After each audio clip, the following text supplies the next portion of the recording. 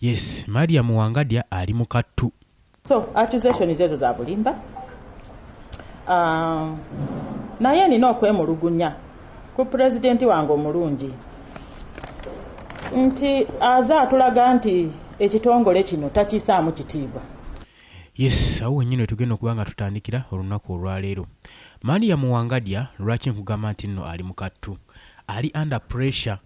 Avuddeyo ne yeetondera bannayuganda ne registration ku katambi akagenda maaso n'okukolebwa weeks eziyise emabega ng'agenda maaso n'okuvvoola ekitongole ekya Uganda Human Rights Commission n'abakozi baakyo abagenda maaso okwendyuwisingibwa ne Pulezidenti Yoweri Kaguta Museveni, abagenda maaso n'okwenominomitingibwa nga baateekebwa mu kibiina kino basobole okubeera nga bakakkalabya nga batwala mu maaso emirimu gya gavumenti. Wabula Maria Muwangadya wiiki eziyise emabega yagenda mu maaso n'abayisaamu eggaali n'abavvoola ng'enjogera y'ennaku zino weerigwe mukwano gwange ali eyo ampuliriza.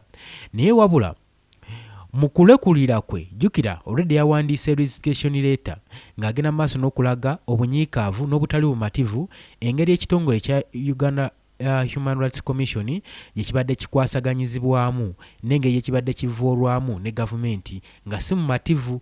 N'olw'ensonga eyo yalabiseeko ng'ennaku z'omwezi 16 ng'awandiika apology ng'agamba yamaze okuba nga resigninga ku mulimu era ofiisi agisuddewo newankubadde talinze kisanja kye kuggwako, agambye wannyowaawo akutemyako taba wambazzi era omulimu yagusuddewo.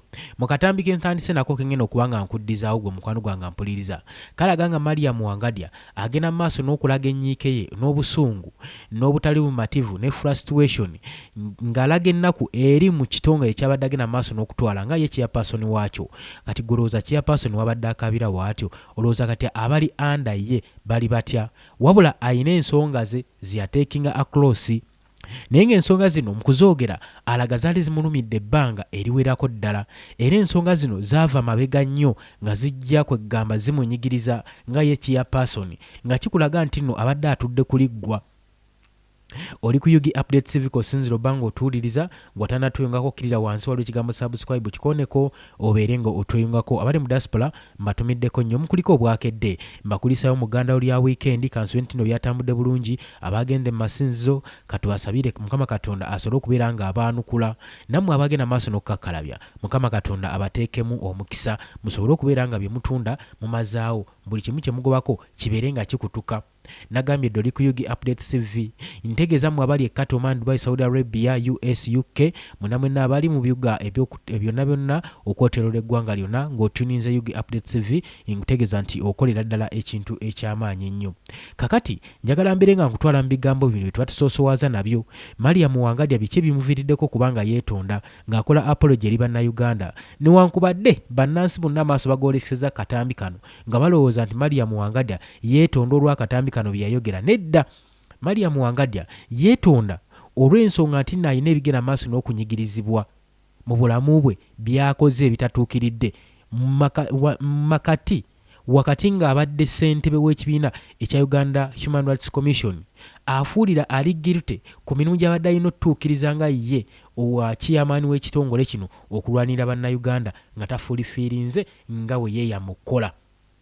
Ngenda kubayira nga mbikuwa naye kansooke nkutwale mu katambi kano bangi ke bawanundiza nti nno Maria Muwangadya olw'okwogera bino ebigambo yasazeewo yeetondera eggwanga, yeetondera mwami Yoweri Kaguta Museveni, yeetondera baani abadde yeetondera baani. Nagambye Doli ku Yugi Update CV wano nagambye woobeera n'ensonga zitukolerako follow-up.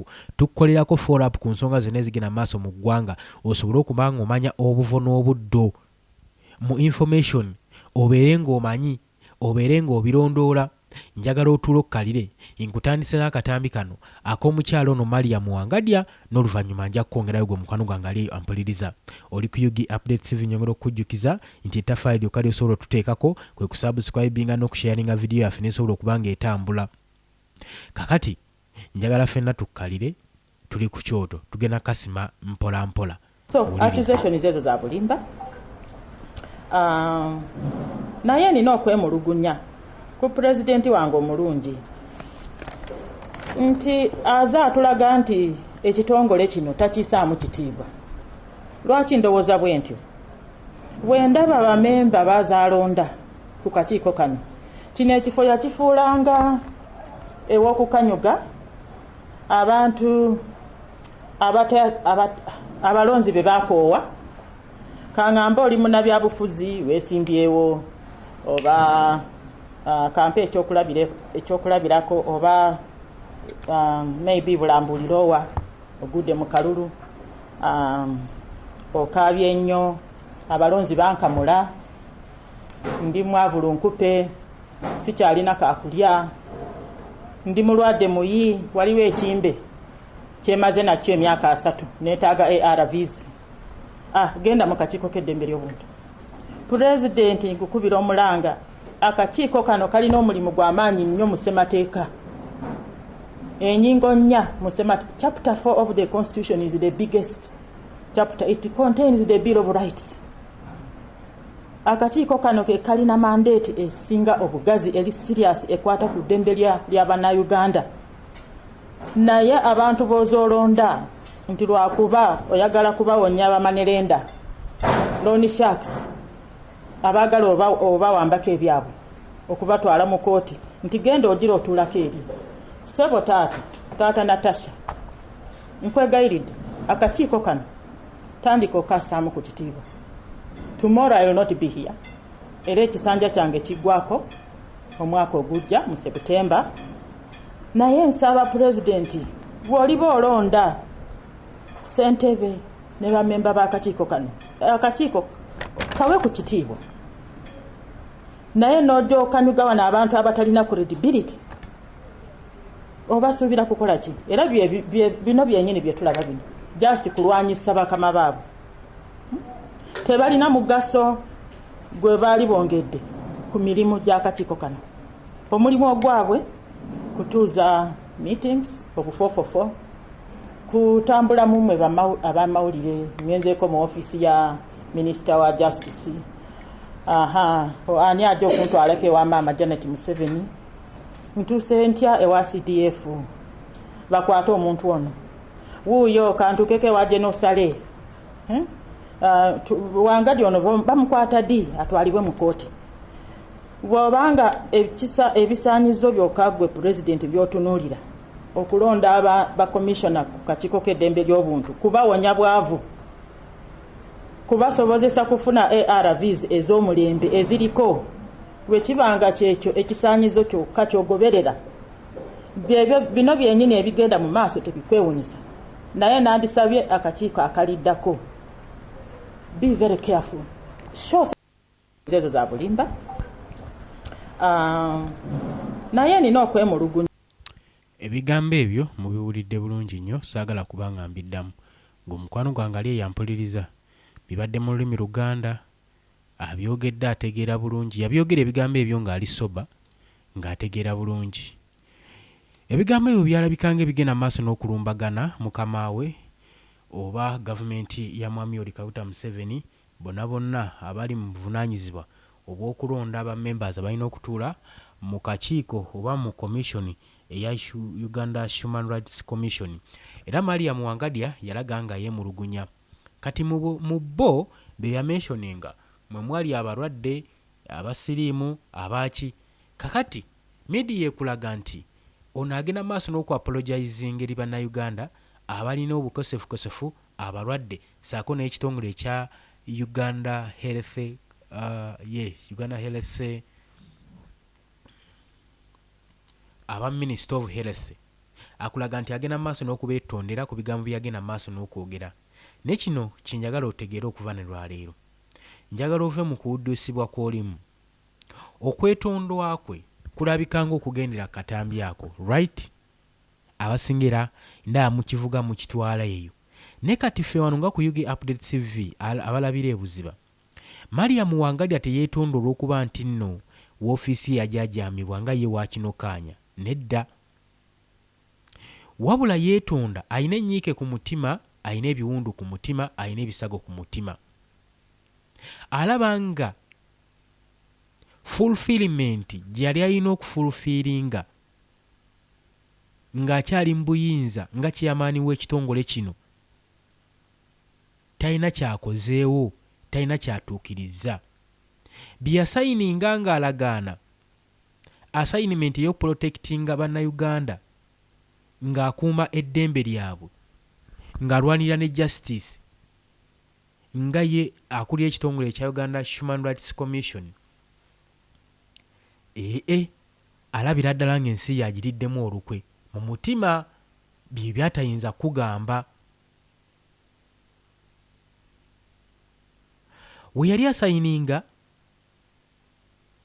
endagaano ng'akwasibwa komishoni eno, aweebwa omulimu gw'okukuuma eddembe lya bannayuganda abajeezebwa mu ggwanga lyabwe Uganda, nti eddembe ly'obuntu ajja kuba ng'alirwanirira. Kati Mariam Wangadya ayina ennyiike ku mutima kubanga alaba bannayuganda abayiyeeyo, tatuukiriza ku ki kyabadde alina kukola. Era ng'ensonga zonna zizze zeeraga mu lwatu timpaawo ddembe ly'abuntu lyalwaniridde. Teri kiruma nga kusayininga kukola mulimu gwe wasomerera gw'omanyi obulungi naye nga teri ngeri ki gy'ogenda kwekisasayizingamu mulimu gwogwo.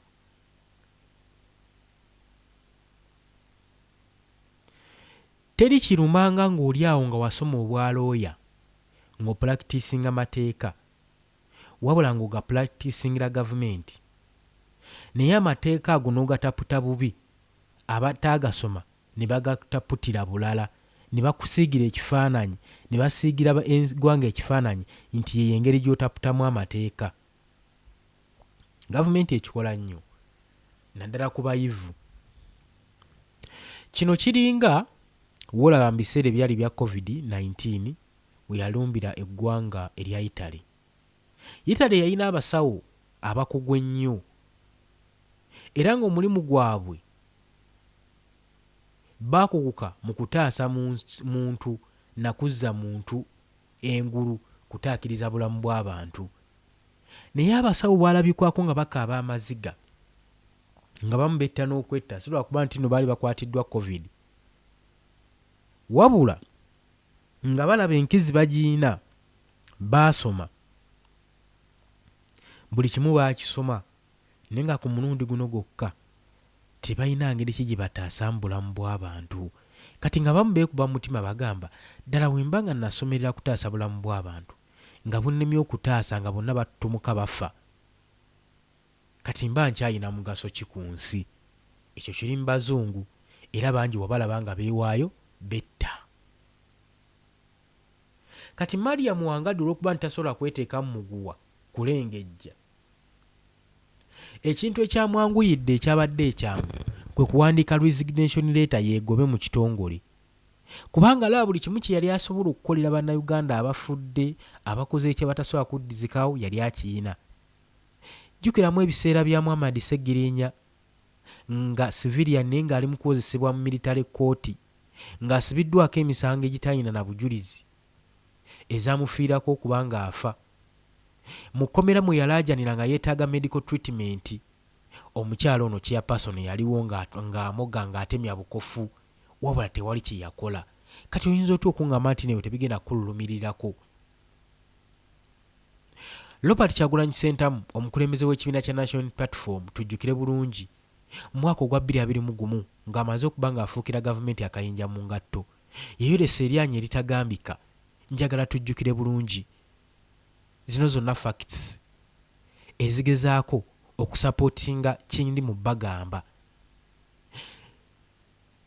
We yamala okulaba ng'ayolesa ettutumu Robert Kyagulanyi Ssentamu ng'amaze okuba nga aleebyaleebya gavumenti, we yali ng'ali mu kuleebya gavumenti ng'agifuukidde akayinja mu ngatto. Gavumenti kye yasalawo yanoonya all measures zeyinza okukola okunafuya Robert Kyagulanyi Ssentamu. Kye yasookera ddala kwe kumukugira obutaddamu kuyimba n'obutaddamu kukola bivulu, n'abeera restricted. Mu mateeka kino kyali tekiriiyo. Ng'ekitongole ekya Uganda Human Rights Commission chairperson Mariam Wangadya, ono yali alina okusikayo omutwe asobole okubeera ng'alwanirira eddembe lya munnayuganda kubanga y'endagaano gye yasayininga ng'ayingira komishoni eno. Kale teyasobola kukitegeera na kukimanya kubanga okuggyako omuntu eddembe ly'okukola ate nga gwe mulimu gwe gwali gwa kuyimba. Gavumenti yali yamuggyako okuyimba Robert Kyagulanyi Ssentamu paka kati.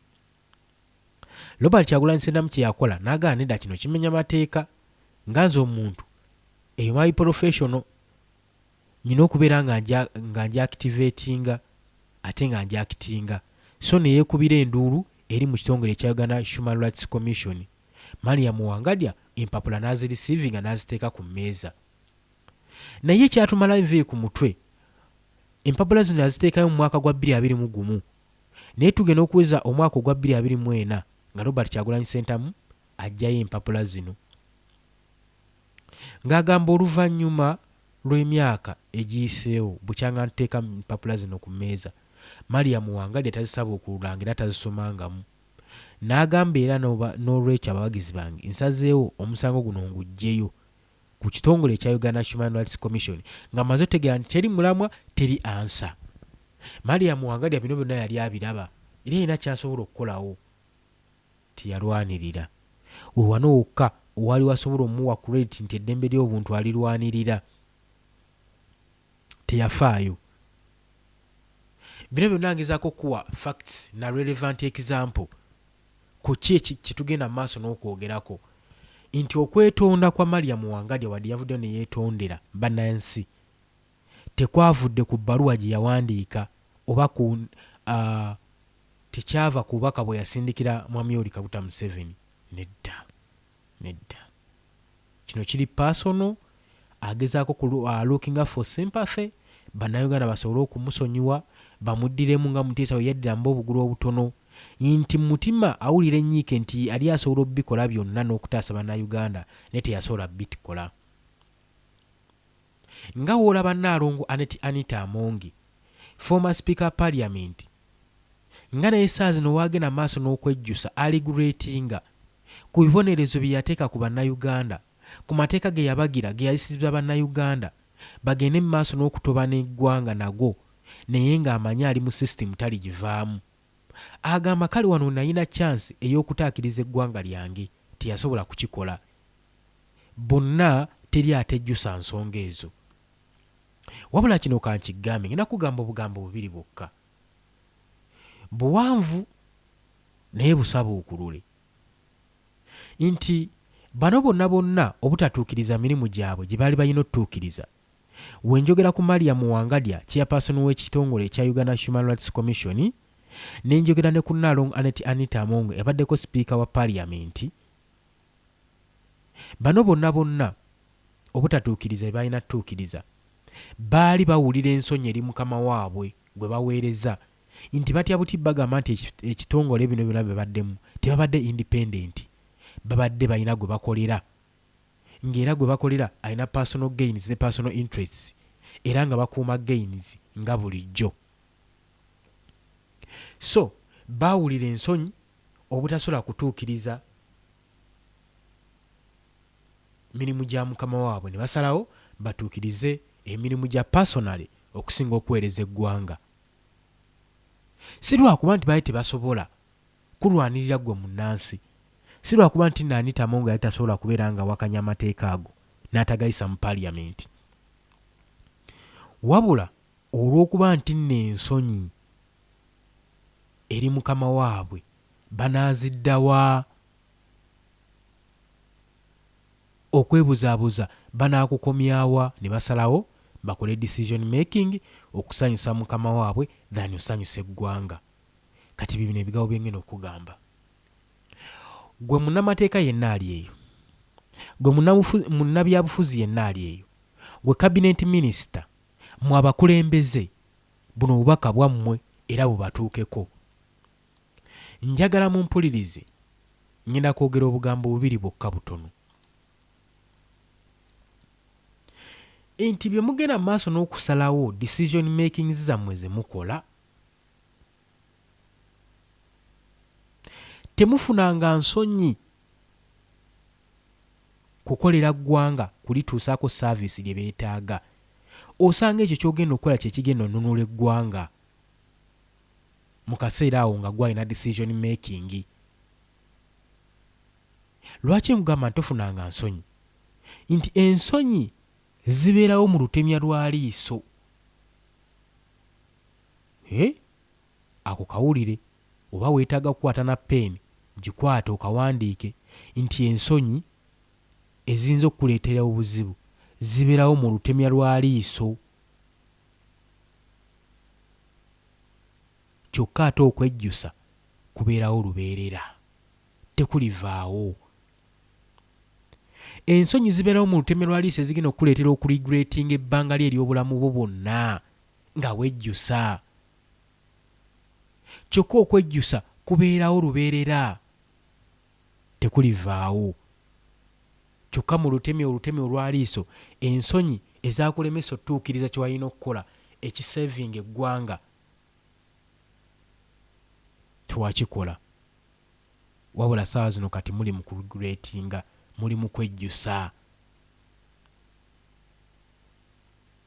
Kati nze kye mba nkugamba nti ensonyi zibeerawo mu lutemya lwa liiso, okwejjusa kubeerawo lubeerera.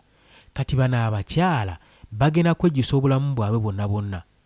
Chansi bagiina ey'okukola ekyo ekyali kirina okukolebwa ekituufu, naye olw'ensonyi baasalawo baleme kusonyiwala eri mukama waabwe, wabula bejjuse obulamu bwabwe bwonna eri bannayuganda. Kati saa zino bali mu kubeetondera. Ebikolwa bye bakoze ebikolobero bingi. Tujjukira omukyalo ono, bonna ngenda bakuwaako facts, njagala owulirize. Tujjukira omukyalo ono Mariam Wangadya we baamukubira lipooti ku mmeeza nga bannayuganda bagezaako okwemulugunya nga bagamba bannange ekitongole kyaffe kitulwanira eddembe ly'obuntu nga temuvaayo, bino ebigenda maaso mu ggwanga temubiraba. Jjukira ebya by elections nga tujjuliriza mu kifo ky'omubaka Muhammad Segirinya eyali amaze nga okuva nga alekulira obulamu bw'ensi eno, ng'ekifo kisigadde vacant ekya Kawempe North. Akavuyo akaliyo mwakalaba. Bannayuganda battibwa, bangi baabuzibwawo, bafoot soldiers baasibwa, abawagizi b'ekibiina baasibwa, bangi battibwa. Bino ne bituuka matu ga Mariam Wangadya ng'abakibiina abali ku ludda olw'opposition beemulugunya nga bagamba eddembe ly'obuntu nga lisusse okutyoboolebwa. Omulimu gwe wasayininga ogwerabidde, wakitoba okugulako kangavula ku ddoboozi. Omukyalo ono manyi kye yaddamu. Lwakyalomu ng'akola lipooti ng'agamba nti nze abavaayo ne muŋŋamba nti bannayuganda babuzibwawo, abali ku ludda oluvuganya gavumenti basibibwa, baditeininga, nze ebyo mbadde sibimanyi kubanga teri yali yandeeteddeko lipooti, tewali yandeeteddeko bujulizi na bukakasa. Lipooti ye yagifuna naye ng'agamba tekwaliko bujulizi bukakasa batya bano engeri gye bawambiddwamu, era baani abaawambibwa baatwalibwa batya, baani abaabatwala. N'agamba nti nkozesa ki yonna mu detentions eza Uganda Police, mu custody, mu military facilities, sinayo bawambi. Mwe mubanja bwe mugamba abantu bammwe bawamba, bali ludda ababawambira wa, buliwo obukakafu obulaga, naye nga mazima ddala mu mutima ye akimanyi. Gyeri akimanyi nti eggwanga liri ku buzibu, bannansi bagenda mu maaso n'okuwambibwa, bannansi bakwatibwa, naye nga ye yeefudde atabiraba olw'okuba akolera muntu, olw'okuba alina personal interest nga ye omuntu, ng'entebe eno agyagala nnyo n'okusinga okulwanira eddembe ly'obuntu lye yasayininga. Ng'aweebwa woofiisi eno omwaka ogwa 2021 yakwata Bayibuli n'alayira n'agamba waakufa n'omuntu anaagenda maaso n'okutyoboola eddembe ly'obuntu, era agenda kakasa nti n'eddembe ly'Abannayuganda likuumibwa butiribiri. Ze zimu ku assignment ze yasayininga omukyala Mariam Wangadya naye ku zonna atuuse okuva mu ofiisi nga teri n'emu gy'atuukirizza. Oyo omu. Nnaalongo Anita Amongi yayisa bbiru y'emmwanyi, ekyuma eky'emmwanyi ne kitwalibwa mu West ewatalimibwa mmwanyi. Ne bakola bbiru egenda okubeera ng'egavaninga emmwanyi mu ggwanga Uganda. Nnaalongo Anita Amongi ng'amanyi emmwanyi kyetegeeza mu bantu ba bulijjo naddala aba wansi. N'addira n'ayisawo kye bayita UPDF Amendment Bill gy'amanyi obulungi nti intention yaayo gavumenti eyagala kozesa eno bbiru editaininge bannayuganda abali ku ludda oluvuganya gavumenti mu military facilities, mu martial court. Ekyo ng'akimanyi bulungi nga n'ekizampo gye buvuddeko bazze bakwatibwa bannansi nga batwalibwa mu martial court ne bakinyuzibwa ne bakangavulwa, ng'akimanyi n'abagenda maaso okukwatisa amateeka mu military court tebalina experience kimala, kubanga obujulizi bwali bumaze okuvaayo mu Supreme Court. Justice ng'amaze okubeera nga yali amaze okuba nga alulinga out ng'agamba akizudde nti abatuula mu kakiiko akavunaana abawawaabibwa mu martial court tebali experienced enough okukwasaganya ba civilian, kubanga bo bamanyira kwata magye. Byonna yabiwulira Nnaalongo n'agamba wacha weewe, ebyo tebiyinza balemesa, busonga butono, etteeka n'aliyisaawo. Nga talina kwesikamu, nga talina wadde kwemulugunyamu, nga talina wadde kulowooza bannayuganda etteeka lino ligenda batuusaawa. Teyakoma okwo ne baleeta sovereignty bill gy'amanyi obulungi nti nene waniridde ensawo y'abannayuganda naye kennyini nnyini ng'emukwatako. Yagenda maaso n'okugiyisa munnayuganda abule waalya ne waanywa otuzzi, nga munnansi tolina kuddamu funa buyambi kuva mawanga ag'ebunaayira. Obuyambi bwonna bw'ofuna olina obulipootinga ewa minisita. Kyokka nga babaga amateeka gano bo ssente nnyingi ze balisiivinga ze tutumanyiiko mayitire gaazo bo tebabateekako accountability era bo tebalina gye balipootinga gye bajja bugagga bwabwe. Ekyo Nnaalongo yali akimanyi bulungi. Nnaalongo Anita Amongi. Kati wano wenkuleetera ekigambo kyange nagge ngina kuwa ebigambo bibiri, ekisooka nkikuwadde. Ekigambo kyange ekyokubiri, bonna nkulaza ebikyamu byabwe bye baakola ebaleetera okuba nga bejjusa. Byonna bye baakola baabikola babimanyi era nga bakimanyi akaseera nga kano kajja tuuka beetonde, nga olaba Mariam Wangadya waavuddeyo ne yeetonda n'awandiika apology nga yeetondera bannayuganda ne registration. Era bino okwetonda kwe kuzze nga amaze okuwandika resignation letter nga amaze okuresigninga. Era singa ne Nnaalongo Anita Amongi abadde alina omwaganya yandivuddeyo n'afukamira ne yeetondera bannayuganda. Si lwakuba bye baakola baali tebabimanyi, baali babimanyi bulungi nnyo. Buli ekyali kigenda mu maaso baali bakimanyi bulungi nnyo. Byonna bibadde bigenda mu maaso okukwata bannayuganda ba political advocates bonna ba political analytics abagenda mu maaso n'okubeera nga bacriticinga ba criticism ku gavumenti, ebintu byegenda mu maaso n'okukola buli kimu babadde bakimanyi bulungi nnyo. Baali babimanyi. Ng'omukwano gwange mpuliriza naye wuliriza. Beerabira ekintu kimu nti ebi bino bye bagenda mu maaso n'okukola, ebikyamu bye bagenda mu maaso n'okufulufiiringa eri bannayuganda bisobola kusonyiwa busonyiibwa era nga bye bawandiisa apology zaabwe.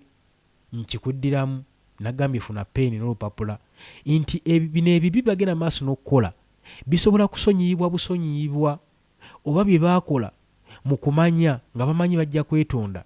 Ye kituufu mwali mujja kwetonda era tukimanyi, naye mukimanye nti bye mwakola bisobola kusonyiibwa busonyiibwa, wabula tebisobola kwerabirwa bannayuganda, tebisobola bava ku mutima, tebisobola bava ku mwoyo na ku maaso.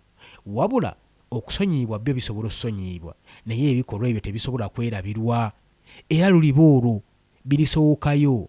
Lwaki muleetera ebyamabega byammwe ebipasiti yammwe okujja maaso basalirawo pulezenti yammwe? Lwaki muddira pasiti byammwe ebyayita byammwe okubasalirawo amagenda gammwe? Bano bakkiriza bye bakulembere nga batambulira mu kwejjusa olw'ensonyi ezaaliwo, nga batambulirwa mu kwagala okusonyiibwa nga banoonya sympathy olw'ebikyamu bye baakola nga bamanyi bajja sonyiibwa naye tebajjukira nti nno tebiryerabirwa.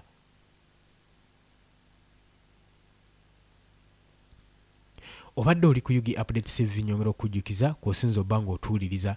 Tukyeyongerayo gwe mukwano gwange ali eyo ampuliriza. Gw'atannatweyungako n'agambye ddakirira wansi ekigambo subscribe weekiri kikoneko obeere ng'otweyungako. Wabula wakati mu bino byonna nga bigenda mu maaso omukyala ono ng'ayeetonda ate waliwo information ezeefuluma nga kiraga nti nno Mariam Wangadya abaddeko chairperson wa Uganda Human Rights Commission agenda maaso n'okubeera ng'anoonyerezebwako ku buli bw'enguzi n'oku misusinga woofiisi gy'abadde yakwasibwa okuva mu mwaka ogwa 2021. Wabula bino abyegaanye n'agamba that is false information era n'anokolayo ebitongole binnamawulire medias ezigenda mu maaso n'okuba nga spreading misinformation ng'abagamba bikyamu nnyo butwa si bituufu ne bagenda ne babuuza Yigiggi Inspector General of Government Kalabalaba Kaliisoliiso akola mu kunoonyereza mu nsonga za cabinet ministers.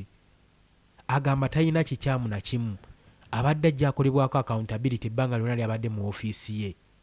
Era n'agamba mu byennyina obbeetondera ebyokulya enguzi n'okumpanya ssente z'omusolo public funds tebiriimu era temunsuubira beetondera ku nsonga eyo. Atolowooza biri mbaale kansooke mmukuwe n'oluvannyuma tuneeyongerayo. In the media, orchestrated by three members of the Uganda Human Rights, orchestrated by three members in the media, orchestrated by three members of the Uganda Human Rights Commission. This campaign is not new. It has lasted since I assumed the office as chairperson of the Uganda Human Rights Commission in September 2021. The difference is that this time it is more intense. False and malicious accusations of corruption and outright theft have been leveled against me. These commissioners have told the world and perpetuated a falsehood, which they continue to do, that I and another member of the commission are under investigation. I have been mentally tortured, humiliated, bullied, and defamed. This happens daily, hourly, 24/7, and I think even as I talk now. My family and I have not known peace, especially the past in the media, orchestrated by three members of the Uganda Human Rights Commission. Agamba okusinziira ku media ng'eraga nti naali frustrated ne ba members basatu aba commission. This campaign is not new. It has lasted since I assumed the office. Agamba bino ebyogera si bipya matuuge byatandikawo okuva we yafuna woofiisi eno okumwogerera amafuukire okumulimirira empinda byatandikawo okuva ya consuminga office eno okuva yagijjamu kuva mu mwaka ogwa 2021 2021. As chairperson of the Uganda Human Rights Commission in September 2021. The difference is that this time it is more intense. Agamba byaliwo kuva nga ntute ofiisi eno naye enjawulo eriwo kati nti bino bisusse. Ebyaleero bisusse. False and malicious accusations of corruption and outright theft have been leveled against me. Agamba obuli bw'enguzi n'okuba nti safetiness okukumpanya okubba bagenda maaso n'obbimulumirizaako mu kaseera kabadde mu woofiisi nga chairman owa Uganda Human Rights Commission. Agamba bino just accusations babimusibako busibi bamusibako matugambuzi muli isango. These commissioners have told the world and perpetuated a falsehood, which they continue to do, that agamba nti ba commissioners bano bagenda mu maaso n'okubeera nga balimbalimba eggwanga n'obulimba nga boogera bino wammanga. I and another member of the commission are under investigation. Nti ye ne ba members abalala bali mu commission basatu bali under investigation banoonyerezebwako ku ki? I have been mentally tortured, humiliated, bullied and defamed. Nti agenze maaso n'okubeera nga ayisibwamu amaaso ng'akyunyizibwa mu mbeera eno ey'okuba nga anoonyerezebwako okozesa obubi public funds, obuli bw'enguzi n'ebintu ebirala bingi nnyo.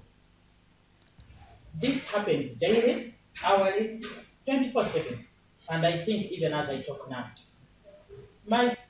Agamba bino bize bibaawo emabegakaawo buli lunaku nga bibaawo ne kaakati bw'ayogeredde bibadde bikyagenda mu maaso n'okubeera nga bimulumizibwako, naye nga ye Mariam Wangadya chairperson w'ekitongole ekya Uganda Human Rights Commission. Family and I have not known peace, especially the past 6 months today. In the media. Agamba tafunangako ddembe ye ne famire ye bukyanga ayingira commission eno tafunangako ddembe, ne bwayogerera kati talina mirembe gye yali afunye bukyanga ajja mu kitongole kino ekya Uganda Human Rights Commission. Kati twebuuza ekintu ky'obadde tofuniramu mirembe lwaki obadde tokivangamu? Okuva mu mwaka ogwa 2021 baakikwasiza omukyalo ono abadde ku lukato. Kati wano woolina okutegerera gwe munnabyabufuzi mu abakulembeze okubeera n'obuyinza kirala n'okubeera n'ebifo kirala. Abakulembeze baffe abasinga mu ggwanga Uganda bali mu bifo naye tebalina buyinza bwa bifo bye balimu. Balinga abalina gwe baterekedde ebifo bino nga balina replacement oy'omuntu ajja agwanidde okituulamu ajja akibeeremu. Era mu kyo tebalina decision making, tebasobola kukola decision nga bo ku bo nti owaayi waliwo alinyirira eddembe ly'obuntu. Ekitongole kino ekya Uganda Human Rights Commission kankubuulireko bibadde tomanyi, kiina enkizi ekwata buli government officer yenna oba waalankaki oba munene kyenkana ki okusinziira ku mandates ezaamuweebwa ne ku constitution ya Uganda eyakolebwa. Ye ayina authority ekwata era teri ali waggulu w'amateeka ga Uganda Human Rights Commission ng'ate wekikwata kukwanira eddembe ly'obuntu awo n'amawanga ag'ebweru gamusapootinga gavaayo, naye tewali kye yakola. Akulaga nti ali wansi w'abantu bagenda maaso n'okukyunya bannayuganda. Mu bufunze nze ne mpunzikira nga ngamba talina kyakoledde eggwanga kubanga obuyinza bwonna buyina. Teri kitongole kirina maanyi mu Uganda ng'ekitongole ekya Uganda Human Rights Commission. Oyo asobola n'okukowoola omukulembeze bwe kituuka ku ddembe ly'obuntu n'amugamba ssebo weddeko ku bikolwa byogera maaso n'okutuusa ku bannayuganda. Wano yavaayo n'asanguza ku Chief of Defence Force Muhoozi Kainerugaba ng'amaze okubeera ng'abuzaawo Edward Ssemuufu amanyiddwa nga Eddie Mutwe. Yatuuyana n'anywa n'amazzi olw'obugambo yali awandiise nga bwali tebuweza na peegi 3. Wabula newankubadde yabyogera tewali action yakolebwa, kyokka ng'ekitongole kino kirina okubeera n'abantu abakwatisamu action, abatekinga action singa babeera bajeemye. Singa ekitongole kino kikkoowoola nga kiraba olemeddwa, kyandibadde kirina enkizi ezikusikayo n'ogenda n'okangavulwa kasita kituuka nti oli mu kutyoboola ddembe ly'obuntu, kubanga y'enkizi eyakizimbibwako. Eddembe ly'obuntu ye first priority mu governance eri mu ggwanga. Kati bino bibadde bimulemerawo okukola. Eggwanga lyani musapootinze n'amawanga amalala gani musapootinze, naye teyasobola kutuukirizaako na kimu. Nyongera okujjukiza gwe mukwano gwange oli ku Yugi Update TV osinzira obba ng'otuwuliriza. Eri mmwe abatannatwegattako mukkirire wansi waliwo ekigambo subscribe kikoneko obeere nga otwegattako. Olw'obudde sigenda kubeera nga neeyongerayo nnyo byonna bye mbadde njagala okukuwa mbigassegase n'embikuwa kansobye nti kubadde okusomesa kulungi nnyo n'okubakutangaaza gwabyagadde bisheyalinge osobola n'okubeera nga ojja mu comment section n'otuterayo endowoozayo ng'omukwano gwange ali eyampuliriza naye nga bulijjo saagala bbali azaamaanya engeri gye tubadde mu ggandalo lya wiikendi kansomeyo abantu nga basatu n'oluvannyuma tunaalaba ebinaddirira naye nga okyali ku Yugi Update TV k'osinzira okuba ng'otuwuliriza kakati baani abalabiseeko olunaku olwaleero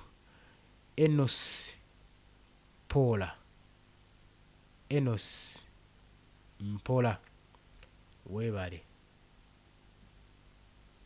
chairperson of Electoral Commission weebale Nannyonjo Justin weebale kubeerako 100% otuweevingidde weebale kubeerako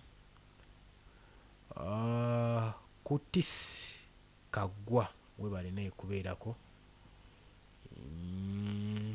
abalala nga basatu ono mu mazzi sikuddamu ggwe Serena Elena weebale nawe oteeseza Serena Elena Nimu Juliana weebale nawe oteeseza obubaka bwo bulabiddwako banange olw'obudde leero kansomeko abo kannenekereze mwebale kwekumira ku Yugi Update TV mukolera ddala ekintu eky'amaanyi ennyo mbaagaliza olunaku olulungi mweraba tujja kuba nga tukomawo mu ttuntu awo n'oluvannyuma tubaweereze mbaagala nnyo mweraba